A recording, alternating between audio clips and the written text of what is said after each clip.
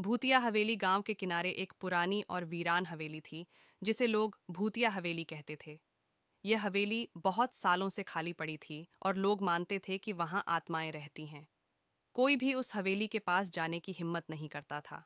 एक दिन गांव में नए आए एक युवक ने इस कहानी को सुना और उसने तय किया कि वह इस भूतिया हवेली का सच जानकर रहेगा। उसका नाम अर्जुन था। अर्जुन बहुत साहसी था और उसे किसी भी प्रकार का डर नहीं था। अर्जुन ने एक रात हवेली में जाने का निश्चय किया। वह अपने साथ एक टॉर्च और कुछ खाने का सामान लेकर हवेली की ओर चल पड़ा। जैसे ही उसने हवेली का दरवाज़ा खोला, दरवाजे की चरमराहट ने माहौल को और भी भयानक बना दिया। हवेली के अंदर का दृश्य बहुत डरावना था। दीवारों पर जाले लगे हुए थे और हर तरफ धूल की मोटी परत जमी हुई थी। अर्जुन ने अपनी टॉर्च ऑन की और अंदर की तरफ बढ़ने लगा। चलते चलते उसे एक बड़े हॉल में एक पुरानी तस्वीर दिखी। तस्वीर में एक आदमी और एक औरत थी जो शायद हवेली के मालिक थे। अचानक अर्जुन को ऐसा महसूस हुआ कि कोई उसे देख रहा है। उसने पीछे मुड़कर देखा, लेकिन वहां कोई नहीं था। वह फिर से आगे बढ़ा और तभी उसे किसी के रोने की आवाज़ सुनाई दी। आवाज़ सुनकर अर्जुन का दिल धड़क उठा, लेकिन उसने हिम्मत नहीं हारी और आवाज़ की दिशा में बढ़ने लगा।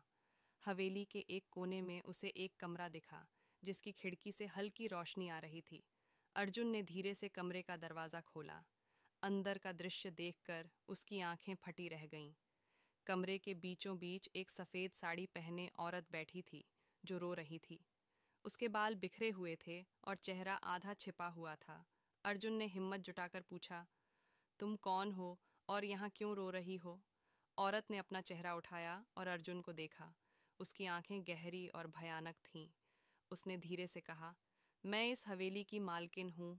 मेरी आत्मा को इस हवेली में कैद कर दिया गया है। कोई मुझे इस बंधन से मुक्त कर सकता है? अर्जुन को समझ में नहीं आ रहा था कि वह क्या करे। उसने पूछा, मैं तुम्हारी कैसे मदद कर सकता हूँ? औरत ने उसे एक प्राचीन ताबीज़ दिया और कहा, इसे हवेली के पिछले हिस्से में लगे पुराने पेड़ के नीचे दबा दो। इससे मुझे मुक्ति मिल जाएगी। अर्जुन ने बिना देर किए वैसा ही किया। ताबीज़ को पेड़ के नीचे दबाते ही हवेली में जोर का कंपन हुआ और एक तेज रोशनी फैल गई। औरत की आत्मा मुक्त हो गई और उसने अर्जुन का धन्यवाद किया। अर्जुन ने